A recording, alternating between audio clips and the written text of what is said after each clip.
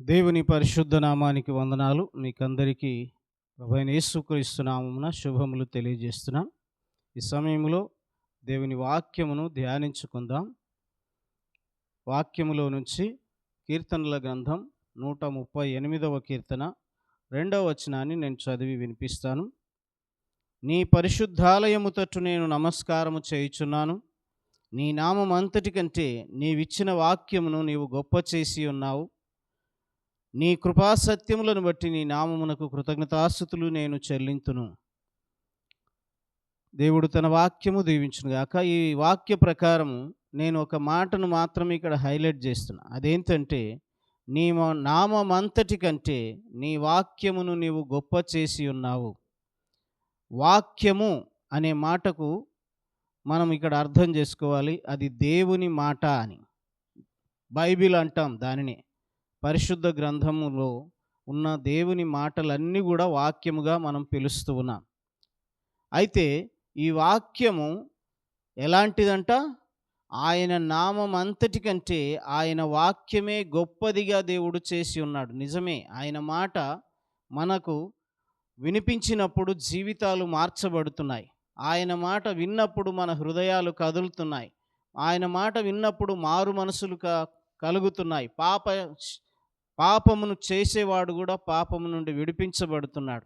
అలాగున ఆయన మాట శక్తివంతమైనది, శ్రేష్టమైనది, ఉన్నతమైనది అనే సత్యాన్ని బైబిల్ మనకు బోధిస్తుంది. కావున ఆయన మాట వినుట మనకు ఆశీర్వాదకరం.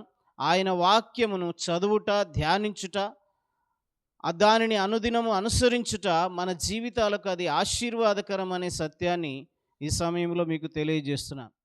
మనము సామాన్యంగా మనుషుల మాటలు మన హృదయాలను కొన్నిసార్లు పిండేస్తాయి, గాయపరుస్తాయి, నొప్పింపజేస్తాయి, దుఃఖపరుస్తాయి. కానీ దేవుని మాట అలాంటిది కాదు. అది ఆశీర్వాదకరమైనదే కానీ మనల్ని నొప్పించేది కానీ గాయపరిచేది కానీ కాదు అనే సత్యాన్ని ఈ సమయంలో జ్ఞాపకం చేస్తున్నాను. దేవుని మాటల నుంచి ఆయన వాక్యానికి ఉన్న లక్షణాలు ఎలాగూ మనకు ఇది ఆశీర్వాదకరమో ఒకసారి నేను మీకు తెలియజేయడానికి ఇష్టపడుతున్నా. ఒక మాట నేను యెషయా గ్రంథంలో 40వ అధ్యాయం 8వ వచనాన్ని మీకు చదివి వినిపించాలని ఆశిస్తున్నాను. అదేంటంటే, గడ్డి ఎండిపోవును, దాని పువ్వు వాడిపోవును, మన దేవుని వాక్యము నిత్యము నిలుచును అనే మాట వ్రాస్తున్నాడు. దేవుని వాక్యం అంట ఎంతవరకు ఉంటుందంట? నిత్యము నిలుచును అనే మాట వాడుతున్నాడు. అనగా దేవుని వాక్యము ఈ దినాల్లో ఎంతోమంది పుస్తకాలు రాస్తున్నారు, కానీ ఈ కాలానికి మాత్రమే అవి సరిపోయినవి. ఎన్నో గ్రంథాలు మనం చూస్తూ ఉన్నాం, కానీ దేవుని మాట ఇప్పుడు, రేపు, నిన్న అన్ని కాలాలకు సరిపోయినది అనే సత్యాన్ని దేవుని వాక్యం అందుకే ఎప్పుడు చదివినా అది మనకు నూతనముగానే బోధిస్తూ ఉంటుంది, మనల్ని నడిపిస్తూ ఉంటుంది. కావున ఈ వాక్యాన్ని బట్టి దేవుని వాక్యము ఏమంటుంది? ఇప్పుడు నిత్యము నిలిచేది, శాశ్వతమైనది అనే మాటను తెలియజేస్తున్నాడు. అయితే ఇలాంటి శాశ్వతమైన వాక్యాన్ని మనం అనుదినము ధ్యానించుట, అనుదినము నేర్చుకొనుట, అనుదినము ఆయన పాద సన్నిధిలో కూర్చొని చదువుట చాలా శ్రేష్టము, ఆశీర్వాదకరమని మరొకసారి మీకు తెలియజేస్తున్నాను. అయితే ఎలాగూ అది ఆశీర్వాదకరమో ఒకసారి నేను మీకు తెలియజేయడానికి ఇష్టపడుతున్నాను. మొదటిగా ఆయన వాక్యము జీవవాక్యము అనే సత్యాన్ని జ్ఞాపకం చేస్తున్నాను. అనగా వాక్యములోనే ఏముంది? జీవముంది అనే సత్యాన్ని. అనగా మనల్ని మరణములో నుండి జీవములోనికి దాటించే శక్తి దేవుని వాక్యము ఉన్నది అనే సత్యాన్ని జ్ఞాపకం చేస్తున్నాను. ఒకసారి దేవుని వాక్యంలో నుంచి యోహాను సువార్త 6వ అధ్యాయం 63వ వచనాన్ని నేను చదివి మీకు వినిపిస్తాను. ఆత్మయే జీవింపజేయునది, శరీరము కేవలం నిష్ప్రయోజనము. నేను మీతో చెప్పి ఉన్న మాటలు ఆత్మయు జీవమునై ఉన్నవి అని అంటున్నాడు. నేను చెప్పియున్న మాటలు ఏమై ఉన్నవంట? ఆత్మయు జీవమునై ఉన్నవి అనే సత్యాన్ని బైబిల్ మనకు బోధిస్తుంది. అందుకే నేను ఇంతకుముందే తెలియజేసినట్టుగా అవి మనల్ని బ్రతికింపజేస్తాయి అంటాడు. అందుకే యేసుక్రీస్తు తాను శోధించబడినప్పుడు సాతానుతో ఒక మాట అన్నాడు, మనుష్యుడు రొట్టె వలన మాత్రము కాదు గాని దేవుని నోట నుండి వచ్చు ప్రతి మాట వలన జీవించును అని బోధిస్తూ ఉంది. ఆ మాట మనల్ని బ్రతికిస్తుంది, జీవింపజేస్తుంది, మరణము నుండి జీవములోనికి దాటిస్తుంది, శాశ్వతమైన జీవాన్ని మనకు అనుగ్రహిస్తుంది.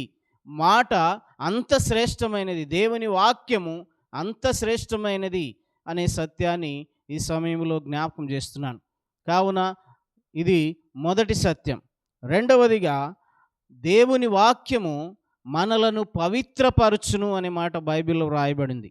రెండవది, దేవుని వాక్యము మనలను పవిత్రపరచును. యోహాను సువార్త 15వ అధ్యాయం 3వ వచనాన్ని నేను చదువుతాను. ఏమంటాడంటే, యేసుక్రీస్తు ద్రాక్షవల్లిని, నేను తీగలు మీరు అనే ఆ సందర్భం ఇక్కడ ఏమంటున్నాడంటే, నేను మీతో చెప్పిన మాటను బట్టి మీరిప్పుడు పవిత్రులై ఉన్నారు అంటున్నాడు. అంటే దేవుని వాక్యం మనల్ని ఏం చేస్తుంది? పాపము నుండి విడిపించి మనలను పవిత్రులనుగా చేస్తుంది. ఆయన వాక్యానికి అంత శక్తి ఉంది. నీవు పరిశుద్ధుడవు కావాలంటే ఆయన వాక్యమును వినుట, ఆయన వాక్యమును చదువుట, ఆయన వాక్యమును అనుసరించి జీవించుట ద్వారా నీవు పరిశుద్ధుడవుగా మార్చబడతావు, పవిత్రపరచబడతావు, పాప శాపము నుండి విడిపించబడతావు అనే సత్యాన్ని ఈ వాక్యం మనకు బోధిస్తుంది. దేవుని వాక్యంలో నుంచి అందుకే కీర్తనకారుడు 119వ కీర్తనలో ఏమంటాడంటే, యవనస్తులు దేని చేత తమ నడత శుద్ధిపరచుకొందురు అంటే నీ వాక్యాన్ని జాగ్రత్తగా చూచుట చేతనే.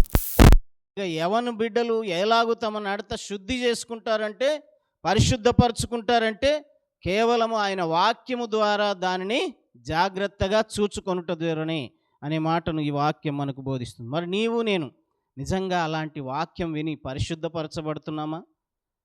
అలాగున దేవుని వాక్యము ద్వారా అనుదినము పవిత్రపరచబడుతున్నామా?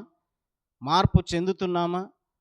దేవునికి ఇష్టలుగా శుద్ధి చేయబడుతున్నామా అనే సత్యాన్ని మనం గ్రహించవలసిన వారమై ఉన్న దేవుని వాక్యమై ఉన్నాడు. ఆయన మనల్ని పరిశుద్ధపరచువాడై ఉన్నాడు. ఇంకో అదే మరి 119వ కీర్తనలో 11వ వచనంలో కీర్తనకారుడు ఏమంటాడంటే, నీ వాక్యము నా హృదయములో ఉంచుకొని ఉన్నాను, నీ ఎదుట నేను పాపము చేయకుండానట్లు నీ వాక్యము నా హృదయములో ఉంచుకొని. అనగా వాక్యం మనల్ని ఏం చేస్తుంది? పాపానికి దూరంగా పారద్రోల చేస్తుంది. అంటే పవిత్రపరుస్తుంది, పరిశుద్ధపరుస్తుంది, నీలో నుండి చీకటిని తొలగిస్తుంది అన్నమాట, వెలుగును అనుగ్రహిస్తుంది. ఆ రీతిగా ఆయన వాక్యము మనల్ని పవిత్రపరిచేది అనే సత్యాన్ని జ్ఞాపకం చేస్తుంది. యెషయాలో దేవుడు తన ప్రత్యక్షతను తెలియజేసినప్పుడు ఏమంటాడు? ఆయన నోటిని అగ్నిచేత ముట్టినప్పుడు నీవు ఇప్పుడు పవిత్రుడవు అని అన్నాడు. దేవుని వాక్యం మనల్ని పవిత్రపరుస్తుంది అని జ్ఞాపకం చేస్తూ ఉన్నాను. తర్వాత రెండవది, దేవుని వాక్యం మనందరికీ తెలిసి మాట 119వ కీర్తన 105వ వచనం, నీ వాక్యము నా పాదములకు దీపమును నా త్రోవకు వెలుగునై ఉన్నది అని అంటాడు. అంటే ఏంది? ఇప్పుడు దేవుని వాక్యము వెలుగై ఉన్నది అనే సత్యాన్ని జ్ఞాపకం చేస్తున్నాడు. అంటే మనలో ఏముంది? చీకటి ఉన్నది, మనలో అంధకారం ఉన్నది, అంధకార క్రియలు చేస్తూ ఉన్నాం, చీకటిలో ఏమైనా చేయొచ్చు అని అనేకసార్లు మనం ఇష్టానుసారంగా జీవిస్తూ ఉన్నాం, చీకటి పనులు చేస్తూ ఉన్నాం. కానీ దేవుని వాక్యము మనల్ని ఏం చేస్తుంది? మనల్ని వెలిగిస్తుంది. అనగా చీకటి నుండి వెలుగులోనికి మనల్ని ఆకర్షిస్తుంది. కావున సమయంలో దేవుని వాక్యము వెలుగై ఉన్నది అనే సత్యాన్ని జ్ఞాపకం చేస్తున్నాడు. ఒకసారి పేతురు రాసిన 2వ పత్రిక 1వ అధ్యాయం 19వ వచనాన్ని చదువుకుందాం. మరియు ఇంతకంటే స్థిరమైన ప్రవచన వాక్యం మనకున్నది, తెల్లవారి వేకువ చుక్క మీ హృదయములలో ఉదయించు వరకు ఆ వాక్యము చీకటి గల చోటున వెలుగిచ్చు దీపమైనట్టున్నది, దాని యందు మీరు లక్ష్యముంచిన ఎడల మీకు మేలు అని చెప్తున్నాడు. అనగా దేవుని వాక్యం ఏమంటుందంట? ఏమైందంట? చీకటి గల చోటున వెలుగిచ్చు దీపమై ఉన్నది. అంటే దేవుని వాక్యం ఏమై ఉన్నది? ల్యాంప్, లేకపోతే దీపం, అది వెలుగిచ్చే దీపం. అలాగున ప్రతి చీకటిని మనలో నుండి పారద్రోలి వెలుగు జీవితాన్ని మనకు అనుగ్రహించి దేవునికి ఇష్టలుగా నీతిమంతులుగా మనల్ని మార్చేదిగా ఉన్నది అనే సత్యాన్ని జ్ఞాపకం చేస్తున్నాను. ఇది మూడవది. తరువాత మొదటిది ఏమనుకున్నాం? దేవుని వాక్యము జీవముతో కూడింది అని అన్నాం, జీవమిచ్చేది, నిత్య జీవాన్ని అనుగ్రహించేది. రెండవది ఏమనుకున్నాం? అది మనల్ని పవిత్రపరుస్తుంది అన్నాం. దేవుని వాక్యం మనల్ని పవిత్రపరుస్తుంది. మూడవది ఏమనుకున్నాం? దేవుని వాక్యము మన పాదములకు దీపము, మన మార్గానికి వెలుగై ఉన్నది అనే సత్యాన్ని బోధిస్తూ ఉన్నది. కావున దేవుని వాక్యము లైట్ ఆఫ్ లైఫ్ అని మనం అనేకసార్లు వింటున్నాం. అలాగున దీపమై ఉన్నది. నాలుగవది, దేవుని వాక్యము మనలను ఆదరించేదిగా ఉన్నది. 119వ కీర్తనలో ఒక వచనాన్ని చదువుకుందాం. 50వ వచనాన్ని మనం చదువుకుందాం. నీ వాక్యము నన్ను బ్రతికించి ఉన్నది, నా బాధలో ఇదే నాకు నెమ్మది కలిగించుచున్నది. అనగా మన బాధలలో, మన శ్రమలలో, మన ఇబ్బందులలో, ఇరుకులలో, కష్టాలలో, వేదనలో, శోధనలో కూడా మనకు ఏమిస్తుంది? దేవుని వాక్యము ఆదరణనిస్తుంది, ఆదరణ కలిగిస్తుంది, బలమునిస్తుంది, ధైర్యమునిస్తుంది, నెమ్మది కలగజేస్తుంది అనే సత్యాన్ని దేవుని వాక్యం మనకు బోధిస్తుంది. కావున God's word comforts everyone, every situation, in every situation. అనగా ఏ స్థితిలో ఉన్నా నిన్ను ఆదరించి ధైర్యపరచగలిగిన శక్తివంతమైనది దేవుని వాక్యం. ఇలాగూ మనకు ఆశీర్వాదకరమైనది. కావున నీ ఎలాంటి సమయంలో ఉన్నా, ఎలాంటి స్థితిలో ఉన్నా, నీవు దేవుని వాక్యం చదివితే నీకు ఏమిస్తుంది? అది ఆదరణను అనుగ్రహిస్తుంది, నెమ్మది కలగజేస్తుంది అని జ్ఞాపకం చేస్తున్నా. చివరిగా దేవుని వాక్యము ఆశీర్వాదకరమైనది అనగా దీవెనకరమైనది అనే సత్యాన్ని సామెతల గ్రంథం 3వ అధ్యాయం 1 నుంచి 2 వచనాలు చదువుకుందాం.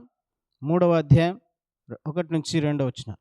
నా కుమారుడా, నా ఆజ్ఞలను హృదయపూర్వకముగా గైకొనుము, అవి దీర్ఘాయువును సుఖజీవంతో గడుచు సంవత్సరములను శాంతిని నీకు కలగజేయును అని అంటున్నాడు. ఏమిస్తాయంట? దేవుని ఉపదేశములు వింటే, దేవుని ఆజ్ఞలను హృదయపూర్వకంగా గైకొంటే ఏమి కలుగుతుంది? సుఖజీవమును, దీర్ఘాయువును, అంతేకాకుండా శాంతిని నీకు కలగజే. ఇది ఆశీర్వాదక. ఇంతకంటే గొప్ప జీవితం ఈ లోకంలో మనకున్నదా? అంటే దేవుని వాక్యమే ఆశీర్వాదకరమైంది, అది శాపకరమైనది కాదు. కావున ఈ 5 విషయాలను మనం ఇప్పుడు జ్ఞాపకం చేసుకున్నాం. ఏంటివి? 1, దేవుని వాక్యము జీవముతో కూడినది. 2వది, దేవుని వాక్యము పవిత్రపరచున్నది.